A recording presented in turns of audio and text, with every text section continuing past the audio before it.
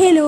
രാത്രി ഒരു 7 മണിയൊക്കെ ഞാൻ ഇച്ചുവിന് ചോറ് കൊടുത്തോണ്ടിരിക്കുന്നത്. അപ്പം ഇക്കാക്ക ഒന്ന് പറഞ്ഞു നമുക്ക് മാമാടെ വീട്ടിലേക്ക് ഒന്ന് പോയിട്ട് വരാം, അവിടെ ഒരു കേക്ക് മുറിക്കലുണ്ടെന്ന്. മാമാടെ മോൻ്റെ ബർത്ത്ഡേ ആയിരുന്നു കേട്ടോ. അപ്പം അതിന് വേണ്ടിയിട്ട് കേക്ക് മുറിക്കാനായിട്ട് മാമ വിളിച്ചതാണ്.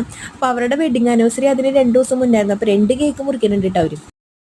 ആദ്യം തന്നെ അവനാണ് കേക്ക് മുറിച്ചത്. ഹാപ്പി ബർത്ത്ഡേ ഞങ്ങളെല്ലാവരും പാടി അവൻ കേക്കൊക്കെ മുറിച്ച് അവരുടെ വായിലൊക്കെ വെച്ച് കൊടുത്തു. അതിന് ശേഷം അവർ മുറിച്ചേട്ടാ. എത്ര കാലമായാലും നമ്മുടെ വെഡിങ് ആനിവേഴ്സറി ഒക്കെ ഓർത്ത് വെച്ചൊരു കേക്കൊക്കെ മുറിക്കണം, അതൊരു സന്തോഷം തന്നെയാണല്ലേ. ഒരുപാട് ഗിഫ്റ്റ് ഒന്നും കയ്യിൽ കിട്ടണേലല്ല, ഒരു കേക്ക് മുറിച്ചത് ആഘോഷിക്കുന്നത് ആ ഒരു സന്തോഷം വേറെ തന്നെയാണല്ലേ.